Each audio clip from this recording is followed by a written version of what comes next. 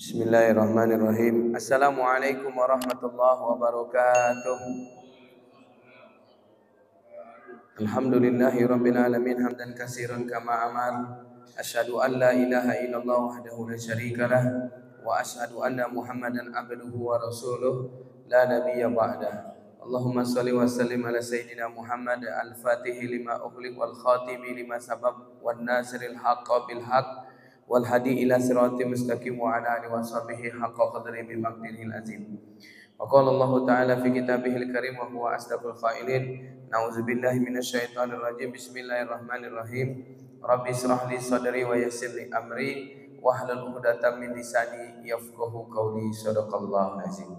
Bapak Ibu, sidang salat zuhur berjamaah yang dirahmati Allah Subhanahu wa taala, yang besar tidak tersebut gelar, yang mudah tak terpanggil nama, namun tak mengurangi rasa hormat kepada semua yang hadir. Mudah-mudahan kita yang duduk di dalam majelis salat ini insyaallah senantiasa mendapatkan rahmat dan ampunannya Allah. Amin ya rabbal alamin. Bapak Ibu yang dirahmati Allah Subhanahu wa taala, ada pesan yang begitu indah dari baginda Nabi Muhammad sallallahu alaihi wasallam di dalam buku Syarah Muqtarul Hadis An-Nabawiyah. Apa kata Nabi Muhammad sallallahu alaihi wasallam? Arba'un min sa'adatil mar'i. Ada 4 kunci bahagia dunia akhirat.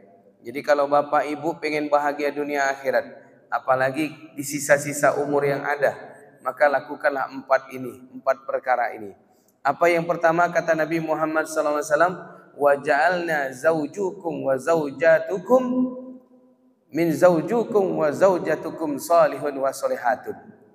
Kata Nabi Muhammad, engkau mampu menjadikan pasangan hidupmu menjadi pasangan hidup yang soleh ataupun yang solehah. Kata Nabi Muhammad, kalau pengen menjadikan istrimu istri yang solehah, maka jadikanlah terlebih dahulu dirimu menjadi suami yang soleh. Jadi kalau Bapak pengen dapat istri yang solehah, Pak, kita duluan Pak yang harus jadi suami yang soleh. Terkadang kita ego tinggi, pengen istri yang solehah, tapi kita tak mau merubah diri. Na'udzubillah min zalik. Begitu sebaliknya, jikalau ibu-ibu pengen suami yang soleh, maka ibu-ibu harus menjadi istri yang solehah. Kita lihat Bapak Ibu yang dirahmati Allah Subhanahu wa taala, betapa luar biasanya dari perjalanan baginda Nabi Muhammad sampai dengan para sahabat, ya. Dijanjikan oleh Allah Subhanahu wa taala. Kalau kita buka di dalam surat Ar-Ra'd ayat 23 sampai dengan 24. Apa kata Allah Subhanahu wa taala? Nauzubillahi minasyaitonir rajim. Bismillahirrahmanirrahim. Jannatun adnin yadkhulunaha wa man salaha min abaihim wa azwajihim wa zurriyyatihim wal malaikati yadkhuluna alaihim min kulli babin. Kata Allah Subhanahu wa taala, ada surga, nama surganya Aden. Ya Pak ya, Bu, nama surganya Aden. Kalau bahasa Indonesianya Adenin. Siapa saja yang masuk ke dalam surga tersebut, kata Nabi Muhammad sallallahu alaihi wasallam, orang yang masuk ke dalam surga itu adalah orang-orang yang soleh. Siapa aja yang soleh itu yang bisa masuk? Maka kata Allah Subhanahu wa taala, dari nenek moyangnya, dari datuk kita, dari kakek kita, kakek nenek kita. Kemudian siapa lagi? Dari orang tuanya, min abaihim, ayahnya, ibunya. Kemudian wazwajihim, wazwajihim ini pasangan hidupnya. Kemudian siapa lagi? Yang terakhir wazurriyatihim, keturunannya. Maka ketika kita mampu menjadikan keluarga kita, istri kita, anak-anak kita menjadi keturunan, menjadi istri pasangan hidup yang soleh dan solehah, insyaallah nanti semuanya dikumpulkan oleh Allah di dalam surga, namanya Adenin Pak. Masya Allah. Tempat berkumpulnya keluarga yang soleh dan solehah. Maka kunci bahagia yang pertama, kalau ingin istrimu menjadi istri yang solehah, jadikanlah dirimu menjadi suami yang soleh, insya Allah. Yang kedua, kata Nabi Muhammad SAW, wa ja'alna auladukum min auladun soleh. Jadikanlah anak-anakmu menjadi anak yang soleh. Masya Allah, luar biasa Pak. Salah satu kunci bahagia orang tua Pak, ketika dia punya anak yang soleh. Ya, berapa banyak orang-orang tua saat ini meneteskan air mata. Kenapa? Ketika di saat tuanya Pak, bukan dia dapatkan kebahagiaan tapi penderitaan. anaknya tak ada yang mau menampungnya, anak yang tak ada mau merawatnya. Masya Allah. Ya, ada kisah Pak, seorang ayah yang tinggal bersama anaknya yang sudah sukses. Kemudian si ayah ini mohon maaf lahir batin kena penyakit. Penyakitnya itu tak bisa menahan kencing. Nah, setiap dia tersesak kencing mesti langsung keluar. Keluarlah di meja makan, dimaki-maki sama anaknya. Masya Allah. Luar biasa. Kemudian Bapak Ibu yang dirahmati Allah Subhanahu wa taala, belajar kita Bapak Ibu yang dirahmati Allah dari seorang anak yang mohon maaf ketika dia meninggal dunia dicampakkan oleh Nabi Musa bersama pengikutnya Nabi Musa karena dianggap adalah anak yang menjadi tong sampah atau anak yang menjadi seorang yang membuat onar di dalam kehidupan sehari-hari. Tapi malam harinya Allah datang. Allah perintahkan Nabi Musa bersama pengikutnya untuk mengambil jenazah anak muda yang dia buang ke dalam tong sampah tadi untuk dikuburkan sebagaimana orang-orang soleh, sebagaimana orang-orang berilmu, sebagaimana dia menguburkan alim ulama yang ada di kampung halaman tersebut. Terbangunlah Nabi Musa dan keluar rumah. Ternyata semua pengikutnya Nabi Musa yang membuang anak muda ini berkumpul keluar rumah dan bertanya kepada Nabi Musa, Musa, kenapa kau keluar? Dan kalian kenapa keluar? Kata Nabi Musa, aku mimpi bertemu dengan Allah dan Allah perintahkan aku untuk mengambil anak muda yang kita buang ke tong sampah. Kok sama mimpi kita wahai Musa? Wahai Nabi Allah, kok bisa sama mimpi kita? Apa yang terjadi? Ternyata ketika Nabi Musa bercerita, Allah melihatkan CCTV. Memang anak itu membuat onar di kehidupan sehari-hari. Ternyata dia anak yang soleh. Kok bisa? Ketika dia berdagang daging, tidak pernah dihabiskan dagingnya, dia jual habis Pak. Selalu dia sisakan sedikit. Yang sedikit itu kemudian dibawanya pulang. Kemudian dia rebus, dia haluskan daging tadi Pak. Dia lembutkan daging tadi, dia bersihkan daging tadi. Kemudian dia masak, dia bawalah daging tadi ke dalam kamar.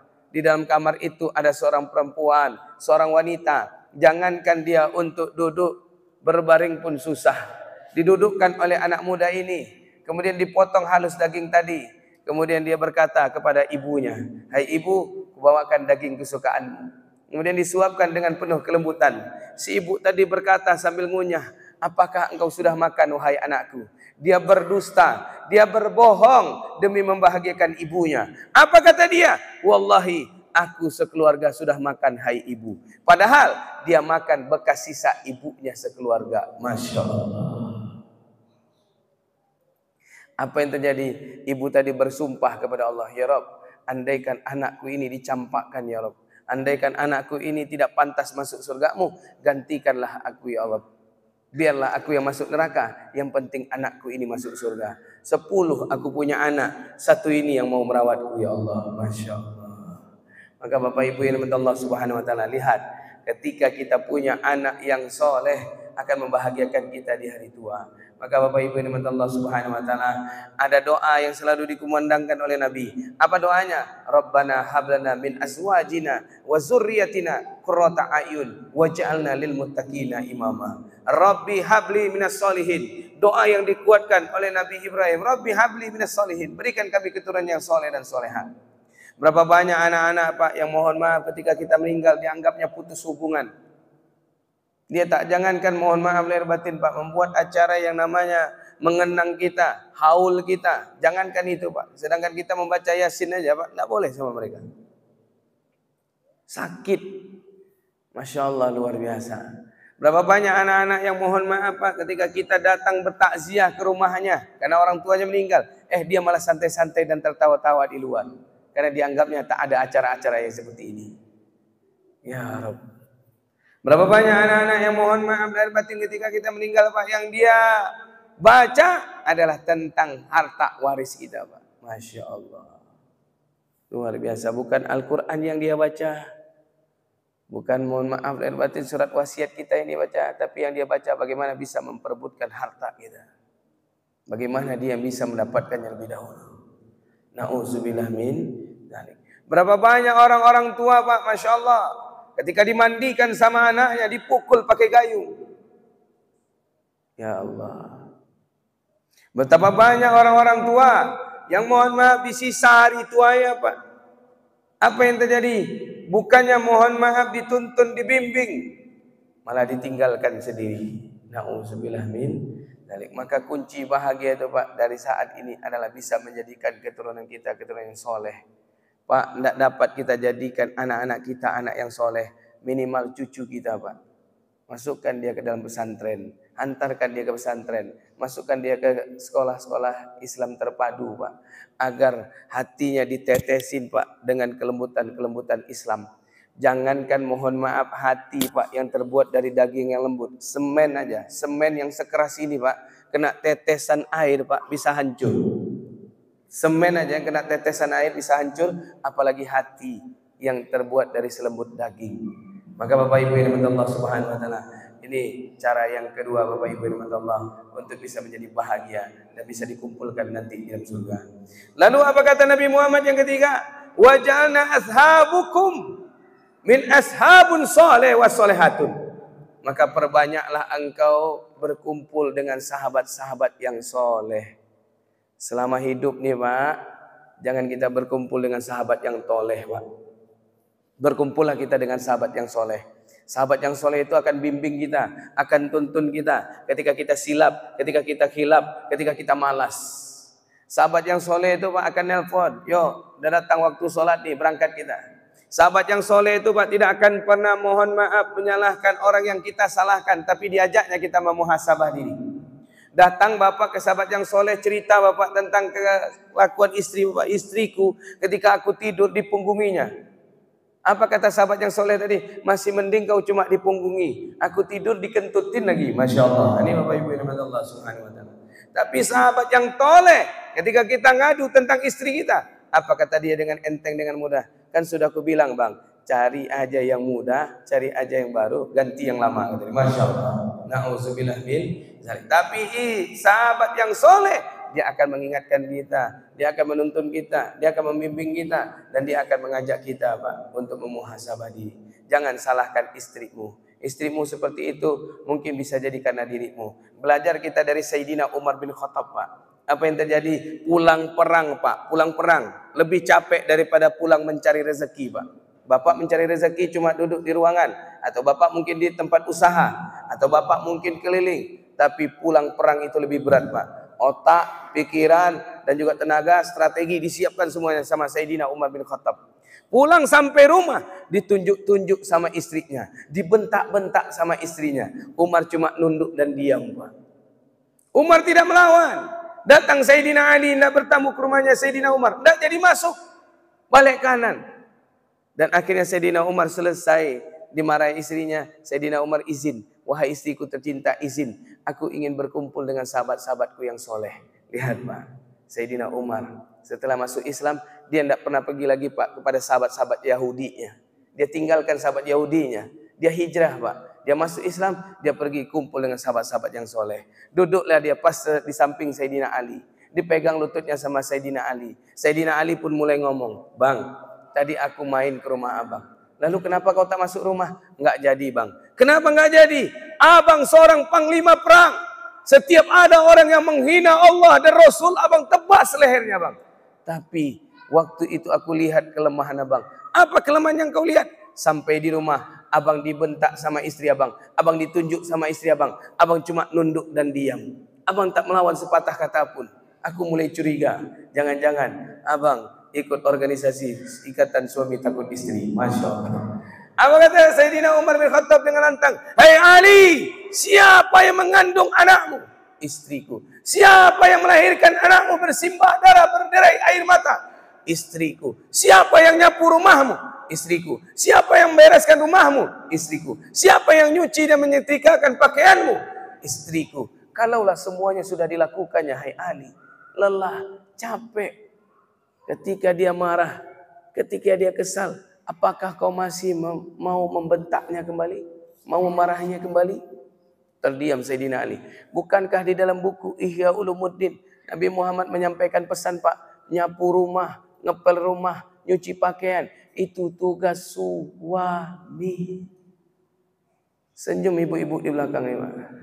Apa yang terjadi? Tapi karena ada pekerjaan yang lebih penting, yaitu mengais rezeki untuk anak dan istri, pekerjaan itu digantikan oleh istri. Apakah istrimu sudah lelah masih berani kau marahi ayah lagi? Terdiam Sayyidina Ali. Lihat Pak, ketika pengen punya istri yang soleha, pengen punya istri yang lembut, pengen punya istri yang sabar, maka jadikanlah diri kita dulu suami yang soleh, kemudian suami yang sabar, dan suami yang lembut.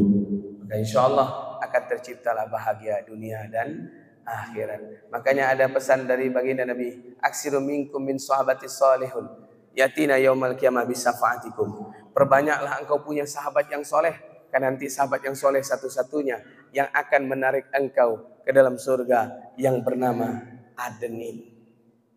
Maka Pak, ketika ada seseorang sudah meninggal Pak, masuk dia dalam surga, bertanya dia kepada Allah, ya. Ketika bertanya dia kepada ya Rabb, aku sudah keliling surga ya Rabb, tapi tidak kulihat sahabatku yang duduk sama aku di Masjid Darul Aman, yang sama-sama mendengarkan tausiah kajian menjelang iqamah ya Allah. Kok tak nampak dia? Apa kata Allah? Yadkhulunahum minan nar.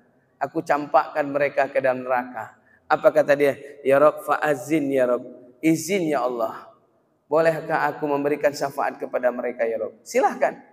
Tarik tangan mereka, gandeng tangan mereka, ajak mereka ke surgamu. Masya Allah. Satu sahabat yang soleh Pak, yang lisannya terus berzikir kepada Allah, yang lisannya terus mendoa-doakan kita, maka diizinkan oleh Allah untuk menarik 7 orang sahabatnya menuju ke surganya. Masya Allah. Maka kalau Bapak punya 7 orang sahabat yang soleh, coba bayangkan, mudah-mudahan kita terseret dan terbawa Pak, dan teringat oleh mereka, insya Allah. Maka Bapak Ibu yang dirahmati Allah Subhanahu Wa Taala, ya carilah sahabat yang soleh, jadikan istri kita istri yang soleh, jadikan anak-anak kita anak yang soleh, dan jadikan sahabat-sahabat kita, tetangga kita menjadi sahabat tetangga yang soleh dan soleha, karena mereka yang akan nanti memberikan syafaat dan mengajak kita ke dalam surganya Allah Subhanahu Wa Taala. Kemudian kata Nabi Muhammad yang terakhir, jadikanlah usahamu bisa membuahkan hasil membahagiakan orang-orang yang ada di sekitarmu.